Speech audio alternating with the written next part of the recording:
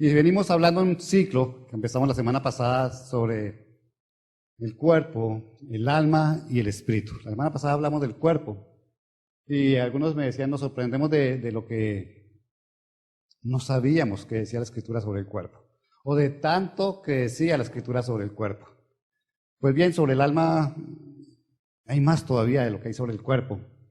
Y lograr abarcar todo lo que el Señor quiere que sepamos sobre nuestra alma nos llevaría mucho tiempo. Preparar una palabra para exponerla en 1 hora o en 50 minutos, tratando de enseñar a la iglesia y demostrarle a la iglesia lo que es el alma, y por qué el Señor la creó y para qué la creó y cuál es la función que tiene y qué puede pasar con ella. Es un tiempo corto, pero vamos a tratar de hacerlo y de que el Señor nos hable, porque cuando conocemos la obra de Dios en nosotros, más nos acercamos a Dios.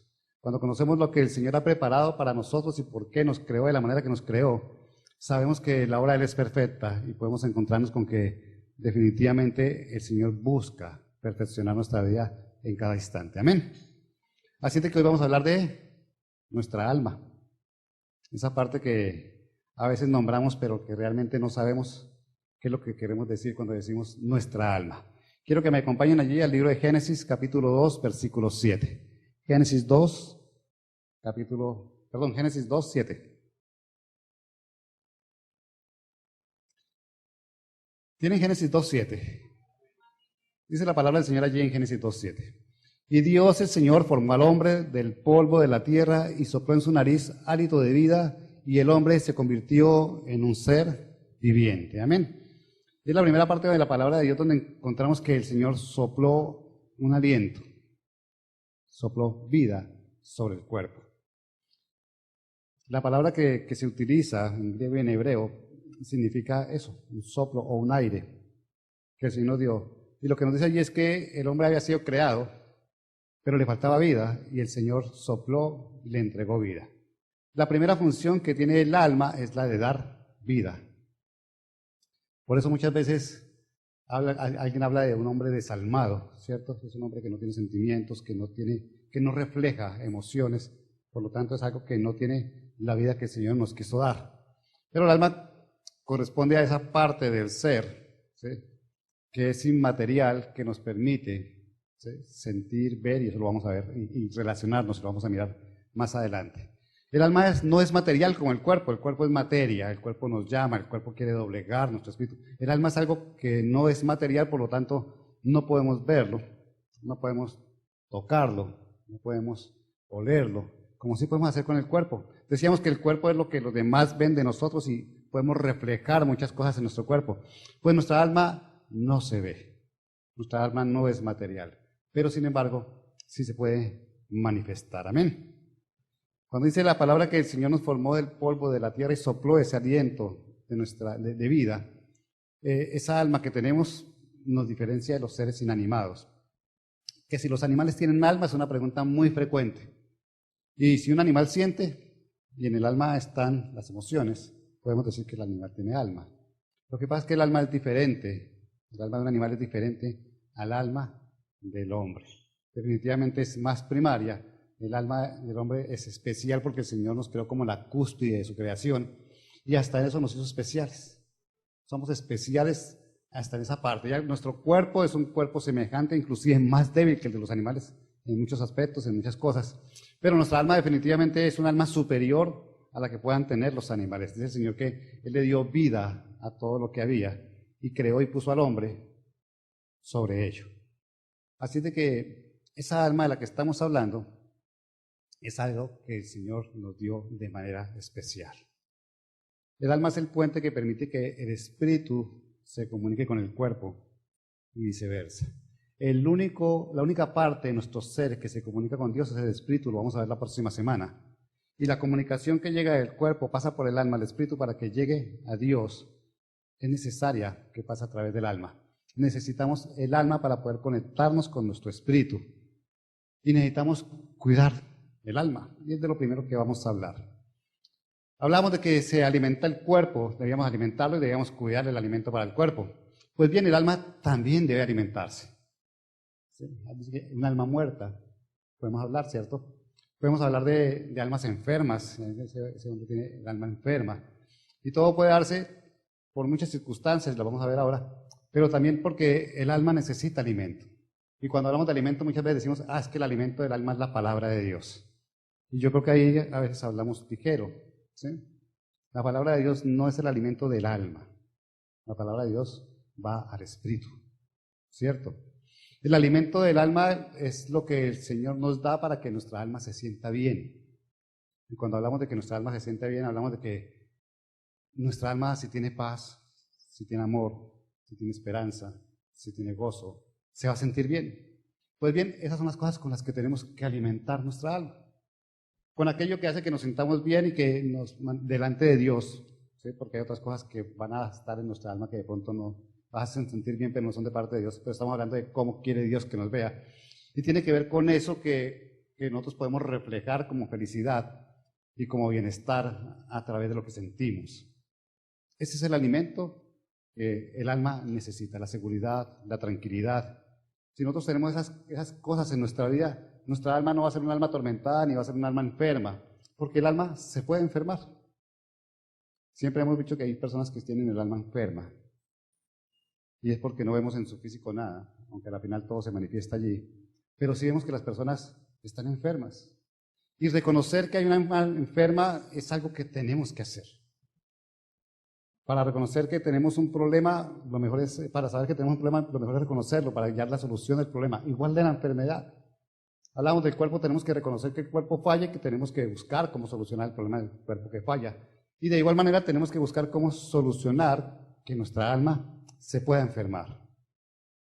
¿Cómo se enferma nuestra alma? Primero, cuando perdemos la paz, la tranquilidad, el gozo y la felicidad, que es de lo que estábamos hablando ahora, la paz, nuestra alma se puede enfermar. Pero además, las circunstancias por las que atravesamos pueden enfermar nuestra alma. Las situaciones difíciles, el desamor, el rechazo, los conflictos por los que pasamos a través de nuestra vida, dejan huellas y dolores profundos en nuestra alma que pueden hacer que nos enfermemos. Y pueden aparecer cosas allí que transforman nuestra alma de un alma de bienestar a un alma enferma, a un alma atada, a un alma que definitivamente no puede llevar una vida como la que Dios nos quiere entregar. Las circunstancias que atravesamos difíciles, las circunstancias que provocan otras personas en nosotros, los dolores que se nos crean a través del tiempo, enferman nuestra alma. Y les decía que tenemos que reconocer que tenemos almas enfermas. Porque muchas veces decimos, yo estoy bien, yo vivo bien, yo tengo gozo, ¿cierto? Estoy bien, soy un hombre próspero, una mujer próspera, me siento saludable, no tengo ningún tipo de enfermedad. Pero nuestra alma, ¿sí?, puede estar dañada. Y nuestra alma puede estar dañada porque allí en el alma están las raíces de amargura, allí en el alma están las frustraciones, allí en el alma aparece la baja autoestima, allí en el alma aparece la respuesta al rechazo, allí en el alma está la ira que nos lleva y desbordamos, allí en el alma están las inseguridades que podemos pasar. Son cosas que pasan en nuestra vida y que a veces no queremos reconocer. Y cuando no reconocemos no podemos hallar la cura para lo que nos está pasando.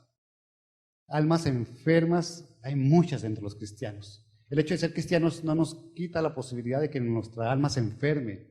Y tenemos que estar atentos y buscar la cura para el alma. Buscar la forma de que nuestra alma sea sana. No podemos permitir que las cosas se acumulen y se acumulen allá adentro y nuestro dolor pase año tras año y nuestra frustración siga ahí avanzando y la amargura crezca y esa amargura eche raíces y esas raíces cierren el corazón y lo encierren y lo enfríen. Porque Dios no quiere y no creó el alma para que fuera de esa manera. Cuando Dios creó al hombre, lo creó libre. Y libre en todas las áreas. Y libre su cuerpo, libre su alma y libre su espíritu. Pero a través de las circunstancias, cuando caímos en pecado, cuando Adán cayó en pecado, las cosas cambiaron y el hombre empezó a padecer y su alma empezó a enfermarse y apareció la envidia y aparecieron los celos y aparecieron las continuas. Todo eso está en el alma. Entonces el alma es algo bien complicado, es algo que tenemos que empezar a conocer para poder empezar a desarrollar y tener un alma como Dios quiere que la tengamos. Amén. Por eso les decía, hablar del alma, podemos gastar aquí 2, 3, 4 meses hablando del alma. Y vamos a resumirlo en unos 50, 55 minutos. Amén. Mateo 11, 28. ¿Me acompañan, por favor? En Mateo 11:28. Dice, vengan a mí todos ustedes que están cansados y agobiados y yo les daré descanso. Carguen con mi yugo y aprendan de mí, pues yo soy apacible y humilde de corazón y encontrarán descanso para su alma. El descanso está en el Señor. El descanso para nuestra alma está en el Señor, acercándonos al Señor. Tenemos un alma enferma, tenemos que acercarnos al Señor. Tenemos un alma mal alimentada, tenemos que acercarnos al Señor. El Señor prevé que nuestra alma esté en descanso. Su palabra habla constantemente de ese descanso que tenemos. No por nada se angustien, por nada se afanen, confíen que yo proveo, confíen que yo suplo sus necesidades, porque está buscando que nuestra alma esté en paz, que esté reposada y que encontremos confianza en Él. Y que nuestra alma no se perturbe. ¿Por qué? Porque si tenemos un alma perturbada, lo que va a hacer es que nuestro espíritu se inquiete también, y lo vamos a mirar la otra semana, y no podemos fluir en nuestra comunicación con el Señor. Amén. Nosotros debemos saber que para alcanzar las victorias que el Señor tiene para nosotros, nuestra alma va a estar en paz. Un alma que está angustiada y agobiada no va a ver la gloria de Dios. Un alma que se angustia y se agobia, ¿sí? No cree la palabra de Dios cuando dice, confíen en mí que yo haré, ¿cierto? Si yo estoy seguro de que el Señor dice que Él va a hacer, yo tengo que creer esa palabra y voy a confiar en Él, a pesar de lo que ocurra, a pesar de lo que pase, a pesar de la circunstancia, Él nos va a sacar adelante, por lo tanto mi alma no se puede perturbar. David era un hombre que se angustiaba, clamaba a Dios y el Señor le daba paz, porque sabía a quién tenía que acercarse para que su alma hallara reposo, para que su alma hallara descanso. Amén. El alma es el lugar de las batallas espirituales que tenemos. El alma es donde encontramos las grandes peleas que podemos tener nosotros como hijos de Dios. ¿Por qué? Porque allí en el alma está la capacidad de decidir, lo vamos a ver ahora, ¿cierto? De comprender, de entender. Y toda esa comprensión y todo lo que podamos ver y tratar de resolver y de tomar decisiones al respecto, tiene que pasar por nuestra alma. Y nuestra alma va a estar involucrada en esa decisión, en la seguridad que tenemos, y entonces las experiencias que hayamos tenido, lo que hayamos vivido con nuestra alma, va a influir en las decisiones que tomemos. Por lo tanto, si mi vida es una vida herida y alguien me dice eso es bueno, yo le digo a decir, eso no funciona tan bien. ¿Sí? Usted no ha escuchado a esas personas que uno le dice, vamos a ir a la iglesia, pero ¿para qué a la iglesia? Vamos a orar, pero ¿para qué orar? Eso no sirve de nada, ¿cierto? Estamos hablando de hacer algo bueno, pero su alma está enferma y ya no quiere tener nada que ver con oración, ya no tiene nada que ver con la iglesia, ya quiere apartarse de las cosas. Pero Dios dice que en ese campo de batalla, que es el alma, allí también está su presencia para nosotros. Amén. Allí está Él haciendo que nuestra relación con los demás, que se basa, que se encuentra en el alma, salga y fluya de la mejor manera y podamos comprender, olvidándonos aún de nuestros conceptos para colocar la palabra de Dios primero que la nuestra y poder avanzar en nuestra relación con los demás. Amén. En el alma es donde trabaja Satanás para atarnos, para lograr influenciar sobre nuestras vidas. En el alma es donde Él va a llegar a trabajar. Él ya conoce nuestra carne, ya conoce lo que le gusta a nuestra carne, por lo tanto va a profundizar un poquitico y va a tratar de llegar a nuestra alma para buscar que cedamos a la tentación y que caigamos en el pecado y lograr su propósito. Amén. Las circunstancias adversas que pasamos afectan nuestra conducta. Cuando tenemos problemas económicos, cuando tenemos problemas emocionales, eso afecta la conducta. Cuando alguien está con problemas económicos y lo notamos, lo vemos preocupado, lo vemos desconfiado, lo vemos ansioso, ¿cierto? Cuando alguien está enfermo de la misma manera, cuando alguien tiene un problema emocional de la misma manera. ¿Y qué hace el enemigo en ese instante? Se aprovecha. Cuando hay confusión, cuando hay angustia, cuando hay dolor, él empieza a colocar más circunstancias alrededor para que se agudicen esas emociones y podamos decir, no vemos respuesta, no vemos salida y le cerramos la puerta al Señor. Amén. Así es de que allí en el alma, y lo vamos a mirar ahorita más detenidamente, es donde aparecen las luchas que tenemos y es donde el enemigo más quiere trabajar con nosotros. Pero hablamos de que el Señor quiere para nosotros un cuerpo salvo de manera integral. O sea que el alma también va a tener la posibilidad de ser salva. Y aquí podríamos hablar de muchísimo, muchísimo sobre la salvación del alma. Pero también decíamos que el cuerpo no lleva ese camino de salvación, sino de purificación. Y que el espíritu se mantiene para Dios. Que en la que realmente se trabaja para salvar es el alma. ¿Y por qué? No sé ustedes, pero yo, cuando recibí a Jesús, antes de recibir a Jesús, era una persona diferente a lo que soy ahora. Recibir a Jesús transformó mi alma. Recibir a Jesús no transformó mi cuerpo, pero sí transformó mi alma. Transformó mi alma y transformó mi manera de pensar, transformó mi manera de sentir, transformó lo orgulloso que era, transformó lo vanaglorioso que tenía yo. Me cambió en muchas cosas.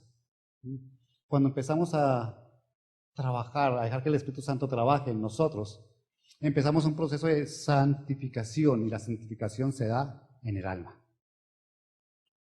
El alma nuestra es la que puede ser santa.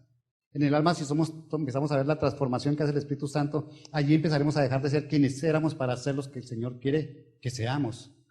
Porque en el alma estar allí, lo decíamos ahorita, el orgullo, las emociones malas, las emociones negativas, la amargura, la ira, todo eso que teníamos antes debe cambiar porque el Espíritu Santo empieza a orar en nuestra alma.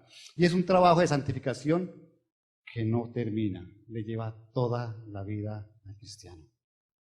Es un proceso en el que nos vamos a encontrar para ver que en el alma el Espíritu Santo va a trabajar y va a trabajar y va a trabajar y el enemigo querrá tocarnos y el Espíritu Santo nos va a ayudar a defendernos y seguiremos trabajando hasta el final de nuestros días y únicamente nos veremos perfeccionados cuando estemos en la presencia de Dios.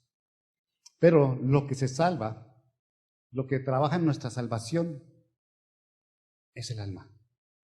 Si ustedes no permiten que Dios transforme su alma, no van a ser salvos. Porque es que en el alma está, y lo vamos a ver, la mente, las emociones y la voluntad, lo vamos a ver ahorita. Y si nosotros no transformamos y renovamos nuestra mente, no cambiamos la forma de pensar, vamos a ser personas, las mismas personas que éramos siempre, y nuestra naturaleza vieja va a permanecer allí. Y si no nos doblegamos nuestra voluntad a la voluntad de Dios también, vamos a profundizar un poquitico más en eso. Y podemos avanzar mucho, pero en el alma pues podemos sufrir retrocesos. Cuando dejamos que las circunstancias nos confundan y nos angustian, el alma puede retroceder. Cuando dejamos que el cuerpo domine sobre el alma, podemos retroceder y tendremos que volver a empezar. El Señor nos permite avanzar en nuestra santificación, pero el enemigo está dispuesto a que retrocedamos en nuestra santificación. Y el mundo nos va a estar llamando y la carne nos va a estar llamando para que de pronto retrocedamos en lo que ya hemos avanzado. Y es cuando aquel que no veía pornografía y al fin después de tanto tiempo y de orar el Señor le quitó el gusto por la pornografía y de pronto le pone una cascarita allí y vuelve a retomar y el alma retrocede otra vez. Y aquel que era, como decía mi esposa en un tiempo dando testimonio, ella, laboradito y entonces quiere volver a trabajar y trabajar y trabajar para inmiscuirse en el trabajo y olvidarse de las cosas cotidianas que hace y darle la importancia que tiene que darle a las cosas que tiene que dar importancia. El alma retrocede otra vez y hay que volver a empezar. Y hay que volver a retomar. Así de que nuestro proceso de santificación en el alma, si estamos cogidos de la mano de Dios, va a fluir y va a avanzar. Pero si le damos cabida al enemigo, podemos llegar a retroceder. Por eso encontramos tantos hombres de Dios que caen fácilmente, porque el enemigo trabaja allá y el alma retrocede. Amén. Y ahora sí vamos a entrar en lo que hay en el alma. Y dijimos que en el alma están la mente, la voluntad y las emociones. Eso compone nuestra alma. Ahí en el alma está nuestra capacidad de pensar, nuestra capacidad de decidir y nuestra capacidad de sentir. En el alma encontramos esas tres cosas. Vamos a empezar a hablar por la mente. Y quiero que miremos 1 Corintios 2:16. Primera carta a los Corintios 2:16.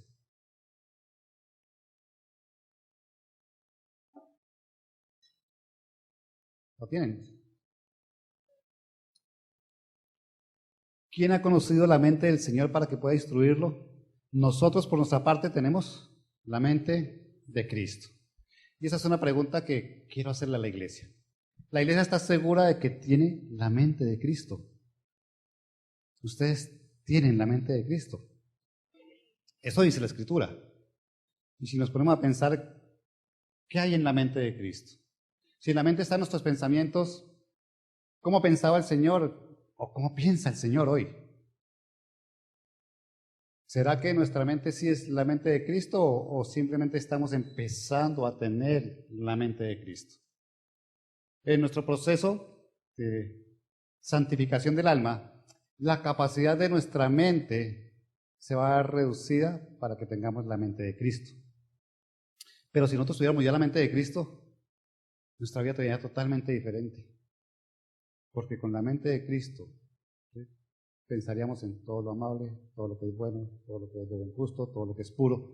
No habría pensamientos pecaminosos en nosotros. Nuestra mente, que es el campo de batalla del enemigo, no aceptaría absolutamente nada de parte de él y tendríamos la mejor vida y nuestro proceso de santificación volaría.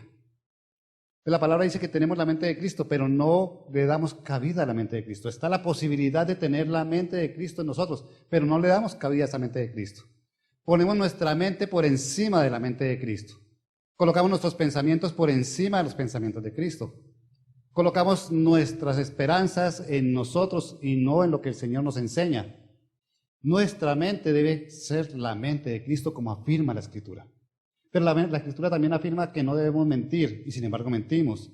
La Escritura dice que no debemos robar, y sin embargo robamos. La Escritura dice que no debemos adulterar, y sin embargo adulteramos, ¿cierto? Asimismo, la Escritura nos dice que tenemos la mente de Cristo, pero no la tenemos. Tenemos que buscar tener la mente de Cristo. Tenemos que buscar alcanzar esa mente para que en ese estado podamos llegar a ser verdaderamente santos y separados para Dios.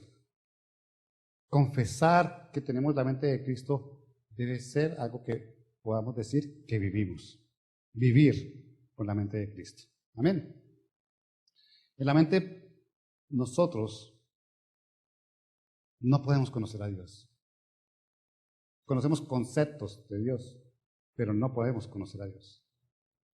Mi alma no puede identificar a Dios por mis emociones.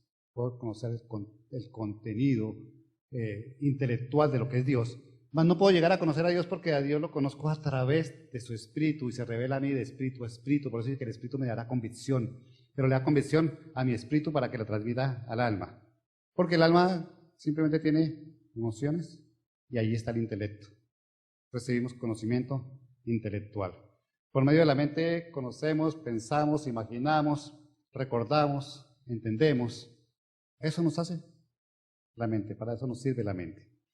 En la mente es donde el enemigo lanza los dardos para empezar a trabajar con nosotros. Específicamente ese campo de batalla fuerte que tiene el enemigo es nuestra mente.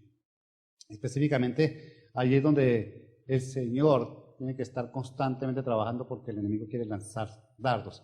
Dios conoce nuestros pensamientos. Dios lo sabe todo.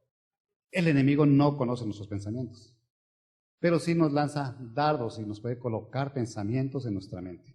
Él puede llegar a instalar pensamientos en nuestra mente. No puede saber lo que pensamos, pero sí puede instalar cosas para que las pensemos nosotros. Nosotros tenemos que llevar una mente atraída hacia el Señor. Una mente regenerada para que tengamos la mente de Cristo. Tiene que haber regeneración en nuestra forma de pensar para poder tener esa posibilidad de tener la mente de Cristo. Porque Satanás está obrando, va a querer obrar allí en la mente. Si tenemos la mente de Cristo va a ser imposible porque Satanás no. La palabra dice que nada tiene que ver las tinieblas con la luz. Y el Señor es luz. Si tenemos la mente de Cristo no vamos a permitir el paso del enemigo. Pero si no, Él va a querer allí estar instalando pensamientos. Él es capaz de llegar a robarse lo que ya ha sido instalado. Mateo 13:19. Y quiero que veamos ese versículo. Porque lo que ustedes están aprendiendo hoy, lo que ustedes están viendo hoy, si ustedes no se apropian, si ustedes no lo colocan allí en su mente para que sea guardado por la mente, para que sea atesorado en el corazón, el enemigo puede venir y robárselo. Dice allí, cuando alguien oye la palabra acerca del reino y no la entiende, viene el maligno y arrebata lo que sembró en su corazón. Esta es la semilla sembrada junto al camino. ¿Quién arrebata lo que quedó sembrado? El enemigo. ¿Cuánta palabra hemos escuchado? Yo siempre lo digo. Hacíamos cuentas con mi esposa de cuántos sermones hemos dado en esta iglesia.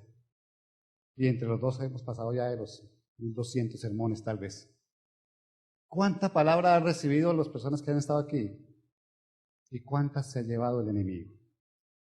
¿Cuánta ha venido a arrebatar del corazón? ¿Cuántos dijeron, esa palabra de hoy me tocó, pastor, esa palabra de hoy me cambió, esa palabra de hoy me reformó? Pero hoy lo miramos y está en retroceso, su alma retrocedió porque no permitió que esa palabra fuera guardada, porque vino el enemigo, lo cogió distraído y se robó lo que había entendido. ¿Cuántos dicen, yo quiero ofrendarle mi vida al Señor, el Señor me está llamando, el Señor me está tocando? Pero lo hacemos a medias. ¿Por qué? Porque el enemigo viene y se roba lo que ya ha sido sembrado. Lo que ha quedado en nuestra alma allí, depositado en nuestra mente, el enemigo viene y se lo arrebata. ¿Cuántos decimos, deseamos y anhelamos llevar la vida en Cristo como es? ¿Cuántos decimos, Dios me está llamando, Dios me escogió, tuve el privilegio de que me escogiera, que me llamara? Pero ese llamado se queda a medias porque me da pereza, porque no creo, porque me falta lectura, porque no quiero compromisos, porque no quiero atarme a una iglesia, porque no quiero atarme a una religión, porque no quiero atarme a nadie. Y vemos que el enemigo se está robando todo lo que ha sido plantado. Amén. Juan 13:27. Juan 13:27.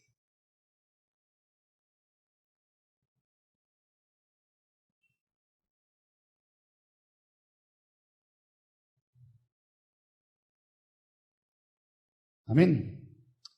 Tan pronto como Judas tomó el pan, Satanás entró en él. Lo que vas a hacer, hazlo pronto, le dijo Jesús. Y sabemos que para los que creemos en Jesús y lo declaramos como Señor y Salvador, y yo supongo que Judas creía en Jesús porque lo había visto hacer muchos milagros, es más, él había hecho milagros como los que hacía Jesús, ¿cierto?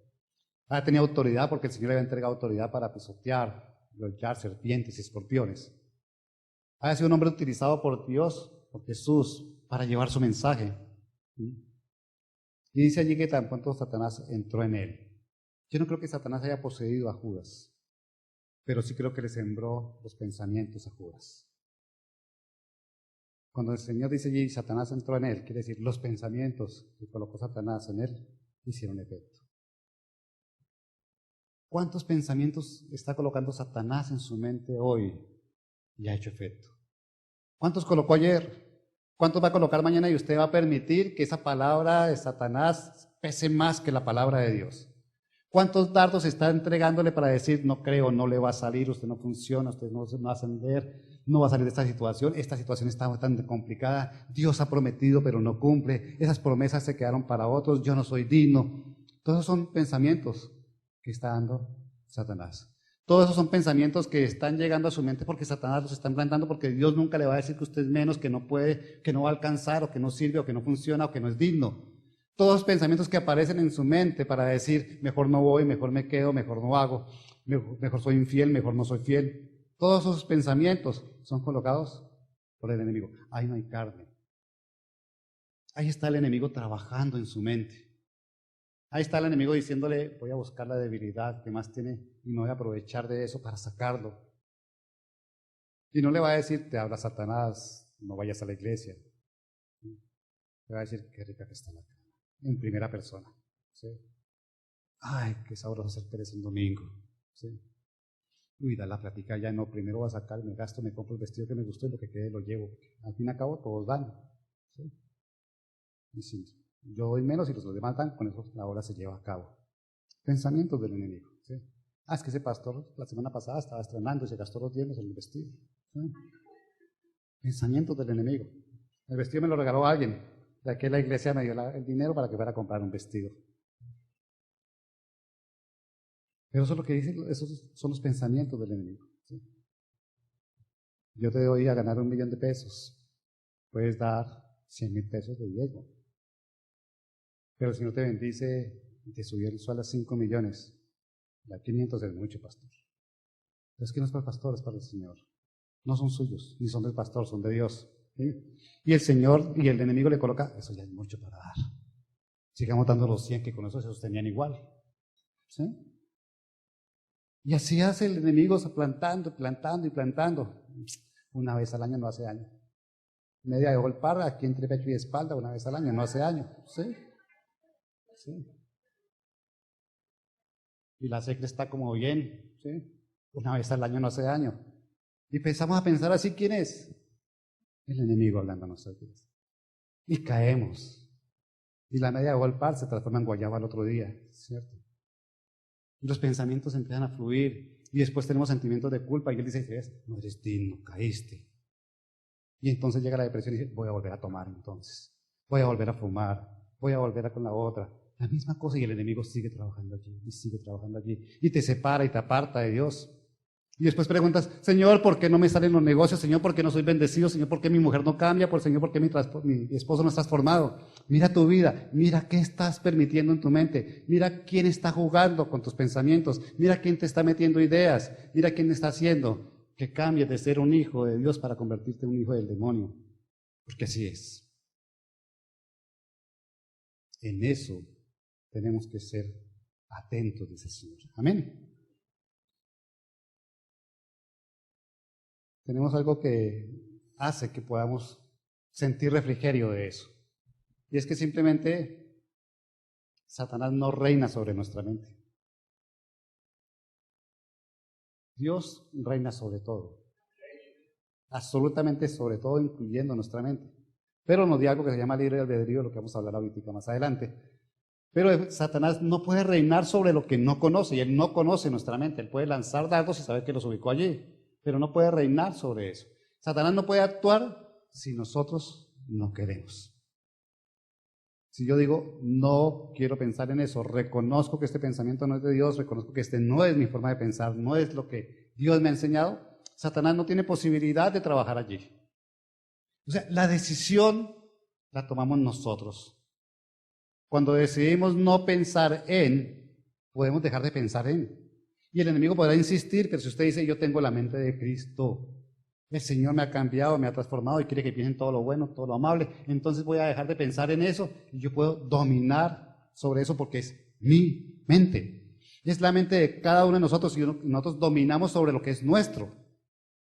Si tenemos autoridad sobre todo lo que nos entregó Dios, nos entregó nuestra mente y tenemos autoridad en nuestra mente para dominar nuestros pensamientos. No podemos creer que es que yo he intentado y no puedo. Sí puedes, no has intentado lo suficiente. Sí puedes, no has pedido ayuda y el Espíritu Santo te va a ayudar si te queda grande. Sí puedes, o es que te agrada lo que estás pensando, lo que estás sintiendo y no lo quieres dejar. Lo consientes, vives con eso y no lo quieres dejar. Pero sí puedes.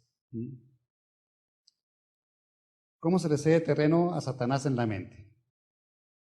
Cuando en nuestra mente acariciamos el pecado, le cedemos terreno a Satanás. Cuando en nuestra mente empezamos a decir, podría ser, ¿sí? Nadie me está viendo, ¿sí? Nadie se va a dar cuenta, ¿por qué no hacerlo? ¿Y cómo lo voy a hacer? ¿Por dónde voy a empezar a hacerlo? Para que no se note, ¿sí? A escondidas. Y todo lo que está a escondidas, nosotros hacemos escondidas, es pecado. Téngalo por seguro, todo lo que usted haga a escondidas es pecado. Porque si no fuera a escondidas, si no tuviera que ser oculto, tendría que estar a la luz, y no causaría ni vergüenza, ni temor, ni nada. Todo lo que hagamos a escondidas, conduce a pecado. Lo único yo digo que no sea, que sea escondida, si no es pecado, es cuando usted prepara una sorpresa para alguien. De resto, sí. Entonces se lo tiene escondido para una sorpresa, eso no es pecado. Pero de resto, todo lo que usted haga a escondidas, generalmente tiene que ver con el pecado. Empezamos a acariciar el pecado. Tan rico que sería, tan sabroso que la pasaría. Y empezamos a generar en nuestra mente el pensamiento.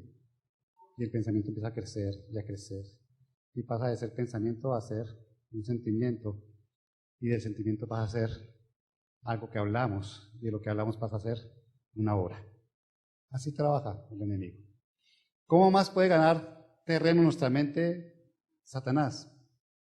Cuando definitivamente no queremos entender la palabra de Dios. Digo, no queremos entender porque a veces, eso no lo entiendo, esto no lo aplico. ¿Sabe qué? Usted nunca va a entender a Dios. Nunca. A Dios hay que aceptarlo. Yo siempre he dicho, es como las mujeres, usted nunca las va a entender, hay que aceptarlas. Sí, nunca las va a entender, hay que aceptarlas. Con Dios es igual, sí. No lo vamos a entender, no busque entender a Dios porque no lo va a comprender. Es tan grande que nuestra mente no alcanza a comprender lo que es Dios. Por lo tanto, tiene que aceptar a Dios y no estar pendiente de si lo convence o no lo convence para saber si obedece o no obedece.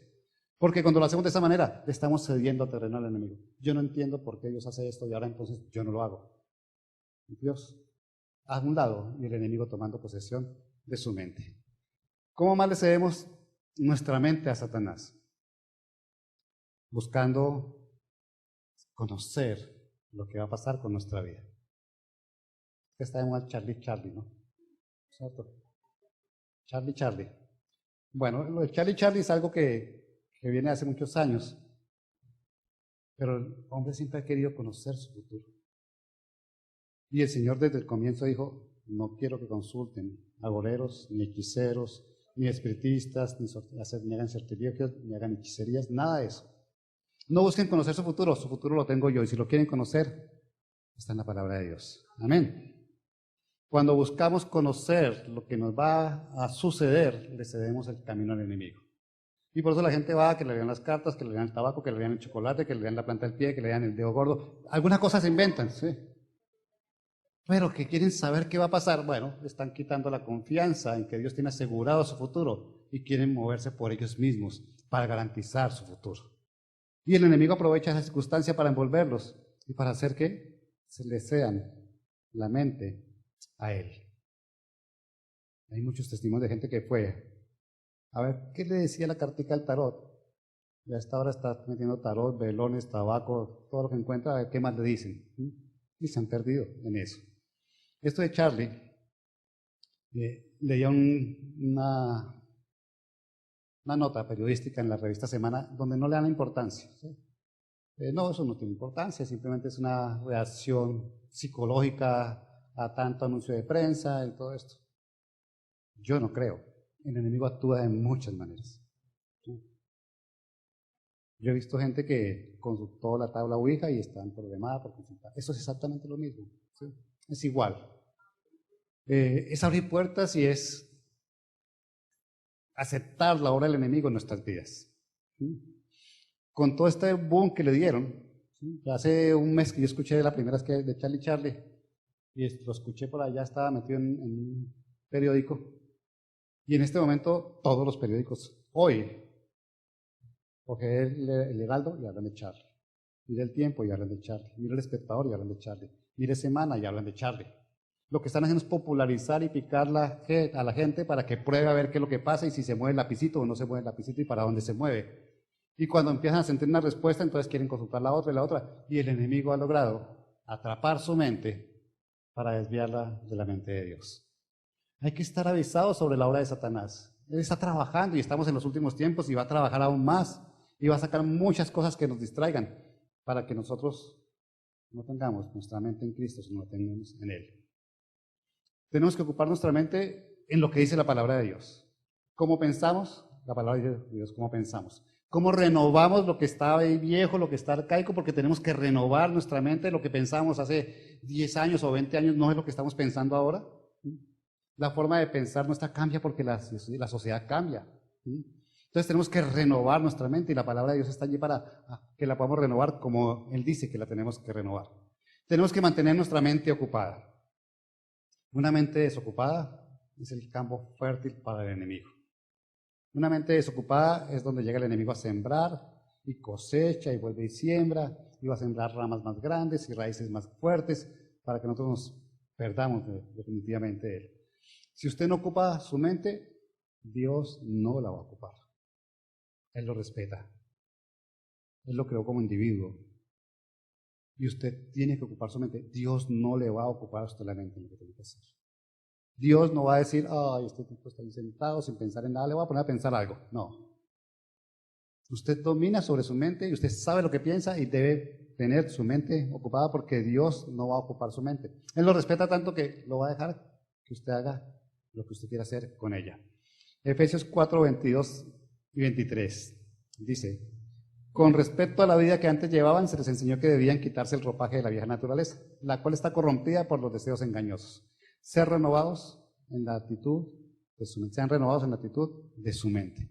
Ya dejamos atrás algo que no era nuestro, que no pertenecía a la naturaleza que el Señor había escogido para nosotros. Por lo tanto, tenemos que dejar de pensar en lo que éramos y lo que fuimos para pensar en lo que somos y podemos ser, con lo que dice el Señor. Nuestra mente tiene que ser renovada, la actitud de nuestra mente tiene que ser cambiada, la actitud de nuestra, ¿cómo será eso? La actitud de nuestra mente. Sí, si usted toma la vida con una actitud de derrota todo el tiempo, debe cambiarla y debe ser renovada, debe cambiar la actitud de su forma de pensar. Si usted piensa que todo le sale mal, debe cambiar la actitud de pensar que todo le sale mal. Si usted piensa que usted es la víctima, usted no es la víctima, debe cambiar de actitud para no pensar que usted es la víctima. Si usted piensa que es poca cosa, no piense que es poca cosa, usted es mucho, debe cambiar la actitud. Si usted piensa que no es capaz, debe cambiar la forma de pensar porque usted es capaz, Dios lo hizo capaz. Nuestra actitud de la mente determina quiénes somos. Usted encuentra personas frustradas, personas agachadas, tan bueno que yo era cuando tenía plata. Y lo rico que la pasaba. Íbamos a pasear y viajábamos, pero ahora soy pobre y no tengo nada. ¿Han visto a las personas? ¿Sí?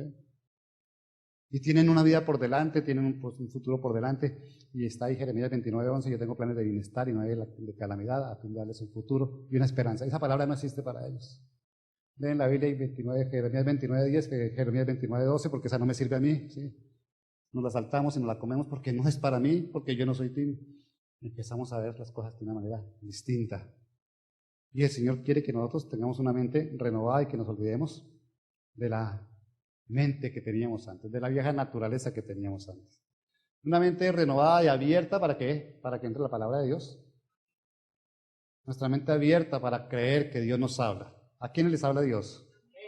Bueno, a los otros no les habla, hoy les está hablando, identifíquenlo, ¿cierto?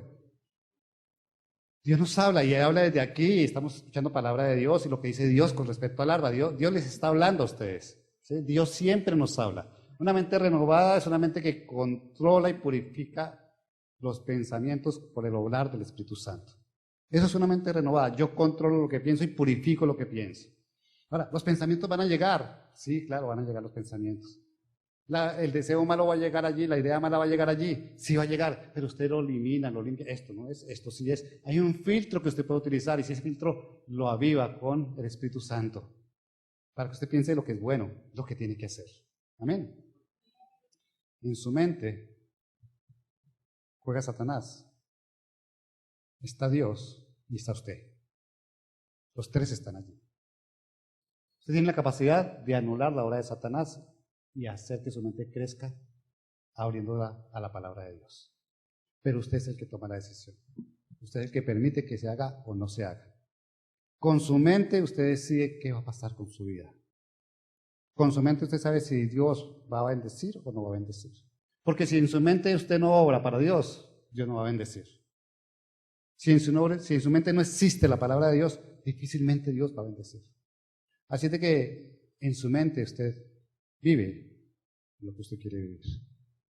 Es usted el que decide. Es usted el que coloca allí los pensamientos que quiere colocar. Y es usted el que se fortalece con la palabra de Dios en su mente. Por lo tanto, lo que piense usted, lo que Dios le dice que debe pensar, si usted lo coloca allí, su vida va a cambiar. Su vida va a ser transformada. Amén. Nos queda poco tiempo. Las emociones. Vamos a hablar de las emociones. Dijimos que el alma está en la mente, las emociones y la voluntad. Hablar de las emociones abarca tres aspectos. Los afectos, los deseos y los sentimientos. Los afectos. Cuando nosotros nos consagramos al Señor, entregamos nuestra vida a Cristo. Es fácil decir, muchas veces le damos nuestro tiempo, vamos a ir los domingos a la iglesia, vamos a dedicar un tiempo para leer, ¿cierto? Vamos a darle nuestros diezmos, ¿sí? Vamos a trabajar para la obra de Dios. De pronto es algo que es relativamente sencillo. Pero nuestros afectos, muchas veces le quitan el lugar a Dios que le corresponde.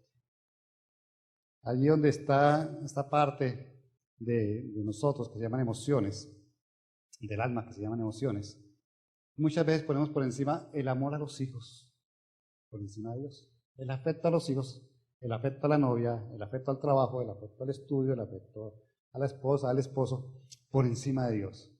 Nuestros afectos deben quedar en segundo lugar, porque el Señor dice que tenemos que amarlo con todo nuestro ser, con todo nuestro cuerpo, con toda nuestra alma, con todo nuestro espíritu, pero particularmente con toda nuestra alma. Tenemos que amarlo a Él con todo lo que somos, pero con nuestra alma también. Entonces no podemos colocar, es difícil para el cristiano colocar. Alguno dice, ¿usted sería capaz de entregar a su hijo como hizo Isaac? Y ya no creo. Yo no creo que pudiera hacerlo.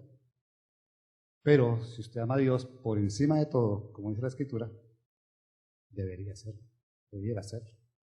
Tenga por seguro que si Dios le pidiera a usted que entregara a su hijo, va a pasarle lo mismo que con Isaac. Está haciendo una prueba y al final le va a decir, tranquilo, no levante su mano, o tranquilo, no le va a pasar nada. Pero usted debe confiar de tal manera en Dios porque lo ama tanto que sabe que Dios no le va a querer hacer un mal a usted, pero que ya le entregó. Amén. Los afectos le quitan el primer lugar a Dios. Lo que nos queda difícil a nosotros de entregarle al Señor,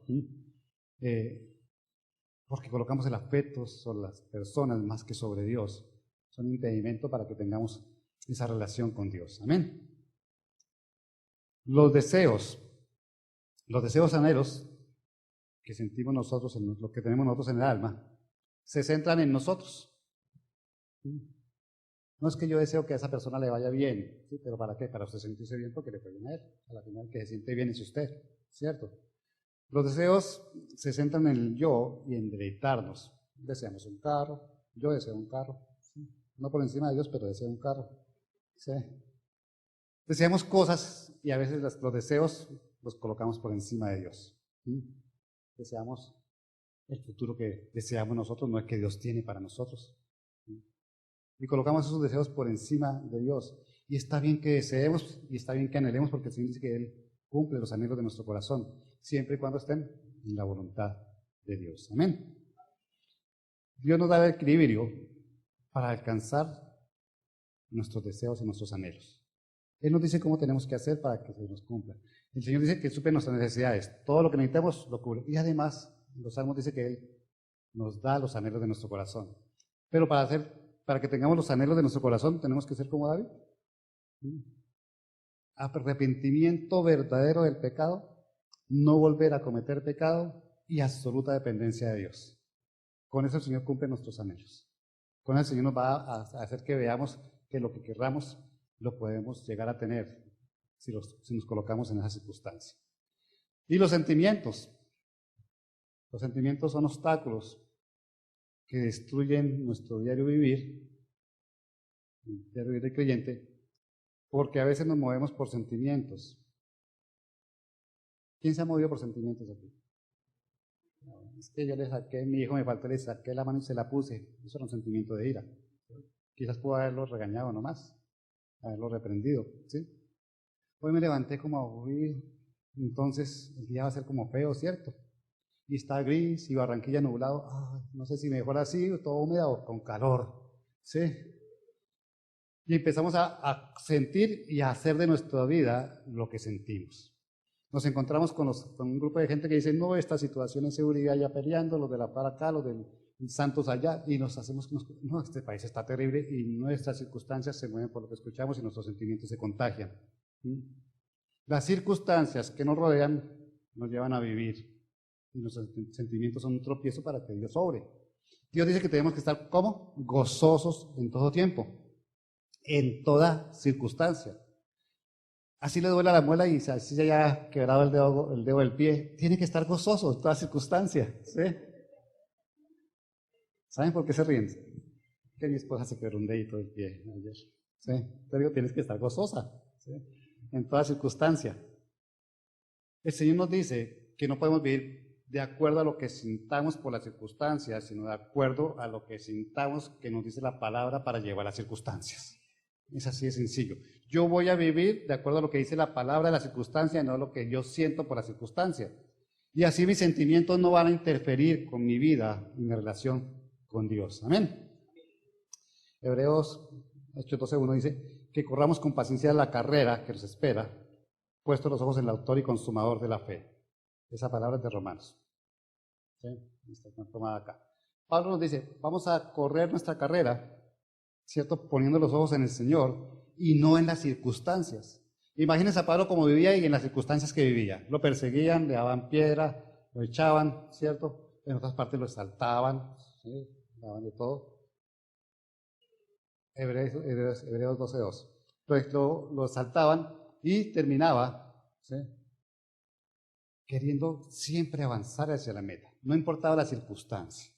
Pues nuestra vida debe ser igual. Nuestra meta es Cristo y tenemos que avanzar, no importa la circunstancia, no importa lo que diga el vecino, no importa lo que diga la economía, no importa los diálogos de paz. Es lo que dice el Señor. Nuestra meta es Cristo y debemos avanzar hacia allá sin mirar las circunstancias y sin dejar que nuestros sentimientos se involucren con la circunstancia. Nuestros sentimientos deben estar involucrados con la palabra de Dios. Amén. Y avanzamos, la voluntad. Ya vimos la mente, ya vimos las emociones. Ahora vamos a ver la voluntad. Deuteronomio 30:15. Ese versículo me encanta a mí. Deuteronomio 30:15.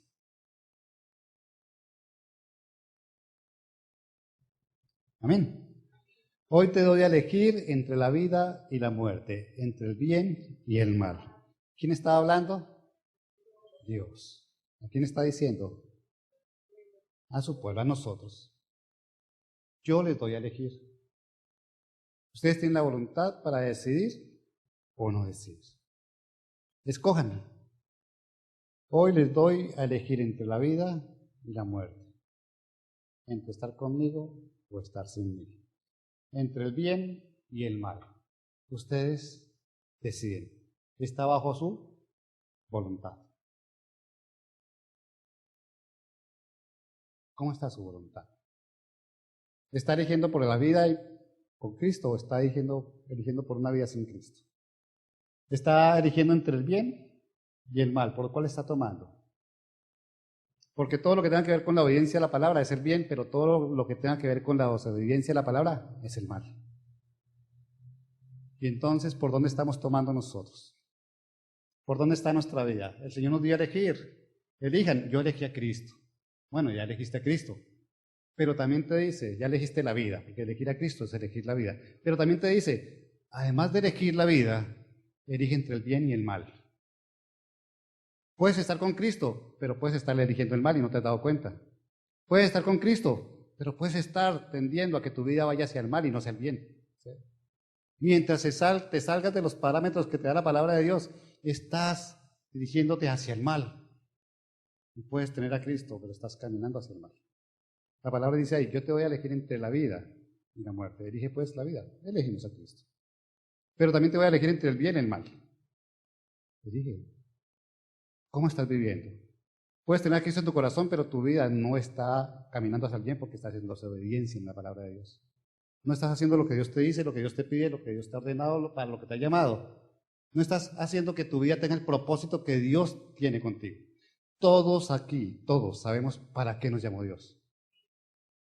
Todos tenemos un propósito y nuestro espíritu, con el Espíritu Santo, nos dicen para dónde tenemos que caminar. Y estamos caminando para allá. Estamos siendo los fieles que tenemos que ser. Estamos utilizando los dones y talentos que el Señor nos dio. Estamos asistiendo al llamado que nos está haciendo. Seamos fieles, tan fiel como es Él con todo lo que tiene que ver con nosotros, que nosotros tendríamos que ser con Él. Ustedes pueden haber elegido por Cristo, pero pueden estar caminando en el camino del mal. Dice que no nos apartemos de su camino, o sea, caminemos sobre Jesús, es el camino, la verdad, la vida, tenemos que caminar con Jesús. Pero también dice, no se desvíen ni derecha ni izquierda. Y yo pongo siempre algún ejemplo, no tenga un pie en el camino y otro por fuera, ¿sí? Porque va a terminar caminando, ¿sí? Así caminamos cuando estamos en el Señor y un pie adelante y otro afuera. Uno va a estar seguro, el otro va a estar frágil. Un pie va a estar firme, el otro va a estar a punto de caer.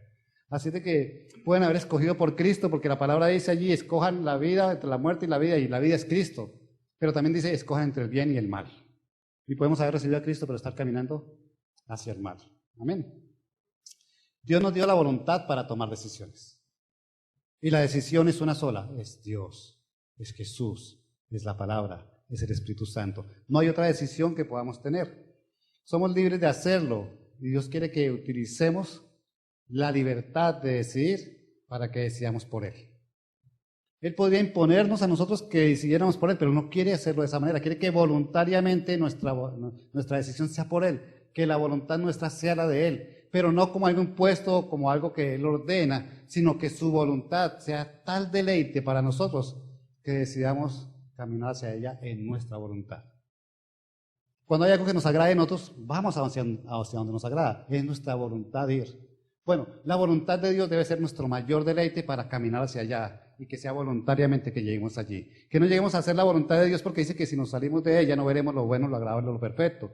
Que no pensemos que si no estamos en la voluntad de Dios vamos a estar en pecado y vamos a perder nuestra salvación. Que no pensemos que vamos a ir porque nos tocó para poder llevar una vida como la que nos pide que llevemos, sino que la voluntad de Él sea tan buena que nuestra voluntad se sujete a la de Él. Somos libres de tomar decisiones. Él nos da a escoger, pero Él nos indica qué es lo mejor para nosotros. Caminar fuera de la voluntad de Dios no es lo mejor para nosotros. Caminar fuera de la voluntad de Dios no es lo que Dios nos está enseñando en su palabra. Y estamos caminando fuera de la voluntad de Dios cuando escogemos hacer el mal.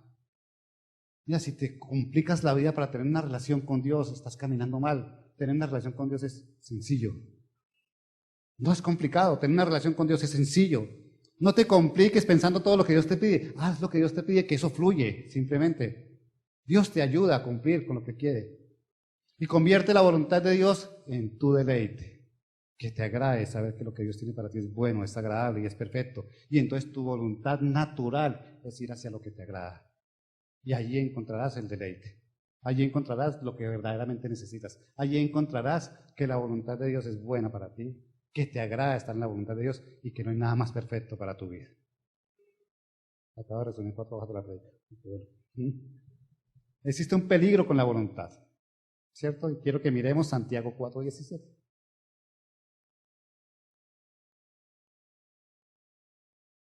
Creo que se lo leyeron hace un ratico, ¿cierto?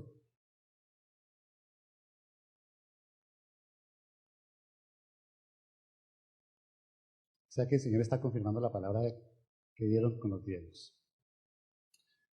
Así que comete pecado todo el que sabe hacer el bien y no lo hace. Todo el que sabe que hay que hacer algo bueno y no lo hace es un pecado. Y nuestra voluntad está allí implícita. Si yo sé que hay que hacer algo y no lo hago por voluntad propia, estoy pecando. ¿Listo? Hay un peligro con la voluntad nuestra y es el mal uso que se puede llegar a hacer de ella. Yo puedo decir voluntariamente que no hago tal cosa y estoy pecando. Ya estoy teniendo un gran peligro para nosotros. Cuando nosotros tomamos una decisión sin tener en cuenta a Dios, nos va a ir mal. Adán tomó una decisión sin tener en cuenta a Dios. Adán dijo, va a hacerle caso a Eva, vamos a comer de esto, no voy a acordarme lo que Dios me dijo, lo voy a apartar a un lado y por eso estamos donde estamos. Cuando tomamos decisiones sin contar a Dios, vamos a hacer lo malo. Cuando dejamos de hacer lo que Dios nos dice que tenemos que hacer, se llama un pecado de omisión, estamos haciendo lo malo. Y si por voluntad propia dejamos de hacer, por voluntad estamos dañando nuestra vida. Dice que la fe sin obras es una fe muerta. Usted puede creer todo lo que quiera, pero si usted no obra, si no hace lo que tiene que hacer, su fe no sirve para nada. No hay una verdadera fe en usted, hay una fe muerta. Pues bien, cuando decidimos que yo hago lo que tengo que hacer, pero dejo de hacer otras cosas, yo no voy a evangelizar, yo no le hablo a mi vecino de Cristo ni a riesgos. Ese viejito chocho, no, ni para qué. ¿Sí? Y tengo que hacerlo porque la palabra de Dios me manda que yo tengo que evangelizar y que tengo que predicar y que tengo que contar de lo que Él me ha contado a mí. Pero yo me quedo quieto y no obro. La pasividad en lo que tiene que ver con el Señor es un pecado. Si usted sabe lo que tiene que hacer y no lo hace, si usted sabe que tiene que hacer las cosas y no las hace, ahí, Mateo 12:47, ¿cierto? El siervo que conoce la voluntad de su amo y no la hace, recibirá muchos golpes, dice la palabra de Dios. Usted tiene que tomar la decisión de hacer las cosas, no puede quedarse quieto, no puede ser pasivo y dejar que las cosas pasen. Que su voluntad no sea la de estarse quieto simplemente y dejar que todo ocurra, porque en la quietud el enemigo va a llegar y va a trabajar y va a ver que el espacio que no está ocupando hacer la voluntad de Dios, se va a hacer la voluntad de Él. Cuando usted decide esperar a ver qué va a hacer Dios, ¿cierto? Y no moverse a lo que va a hacer Dios, el enemigo ve que está esperando y le va a colocar otra cosa y otra cosa y otra cosa. Y usted va a terminar haciendo la voluntad del enemigo y no la voluntad de Dios. Estamos llamados a ser activos, yo siempre lo he dicho. La iglesia tiene que ser activa, nunca pasiva. La iglesia tiene que buscar a Dios. Él dice, búsquenme y me hallarán. La iglesia, la palabra de Dios dice que no podemos estar quietos a no ser que nos lo diga específicamente, ¿cierto? Hay un versículo que dice estar quietos y reconocer que yo soy Dios. Pero mientras Él no se lo diga, usted tiene que estar caminando, obrando, buscando, actuando, recogiendo, sembrando, cosechando para después. Pero no puede quedarse pasivo. Su voluntad no puede ser la de esperemos a ver qué va a hacer Dios. Porque esa no es la voluntad de Dios. La voluntad de Dios es diferente. Satanás exige el cese de ejercicio de su voluntad. Cuando usted se queda quieto y no aplica la voluntad, la capacidad de decidir, ¿sí? Satanás se aprovecha de eso y exige que usted se quede quieto para trabajar él. Quédese quieto. No lea, no ore. Usted se queda quieto, a ver qué va a hacer Dios. Usted se queda quieto, a ver qué va a hacer. El que va a trabajar es Él. Nosotros debemos actuar siempre, ¿sí? Para no dejarlo actuar a Él. Cuando usted actúa en la voluntad de Dios, la voluntad de Satanás no se hace sobre su vida. Él también tiene voluntad y la voluntad de Él es acabar con el reino de Dios. Pero si usted se mueve en la voluntad de Dios, Él no va a poder trabajar y acabar con el reino de Dios. La obediencia nuestra debe ser incondicional. Dios dijo, decidan, y es una orden. No le dijo, si usted quiere decidir, decida. ¿Sabe que hay un problema con los jóvenes hoy en día? Yo hablo con ellos y, pastor, ¿usted qué haría? ¿Qué haría Jesús? No. Deja a Jesús a un lado. ¿Usted qué haría, pastor? ¿Sí? Yo a Jesús no lo entiendo y de pronto no me habla. ¿Usted qué haría? ¿Sí? Usted como tiene más contacto con Él, creen que no tiene más contacto con usted, ¿qué haría? Y los jóvenes no deciden, no toman decisiones. ¿Sí? Son inseguros para tomar decisiones, son inseguros para decir, yo quiero esto y voy a alcanzar esto, yo voy a hacer esto y voy a hacer aquello, Dios me guía a hacer esto, yo creo que Dios me está llamando a hacer esto. Avance, pero no sea inseguro, porque la voluntad de Dios es que usted tome decisiones guiadas por Él. La dirección para la decisión, si le cuesta trabajo, la va a encontrar en la palabra de Dios. Dios le da la dirección por donde tiene que tomar. Debe recuperar cada uno de nosotros la capacidad de decidir. No permita que otro decida por usted. Y las consejerías que nos llegan a nosotros son, pastor, ¿qué hago con esto? Pastor, ¿qué hago con aquello? Pastor, mire mi hijo. Pastor, mire mi esposo. Pastor, mire el trabajo. Pastor, mire, pastor, mire, pastor, mire. No, la palabra de Dios es la que le dice por dónde decidir. Aquí no sea un consejo que no sea bíblico. A veces decimos consejería bíblica. No es lo que yo quiera. A veces uno como pastor dice, uy, yo quisiera que este me pegara una galletada.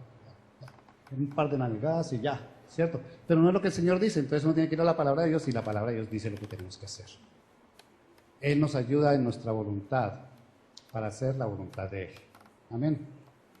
Nuestra voluntad debe estar sujeta a la voluntad del Señor.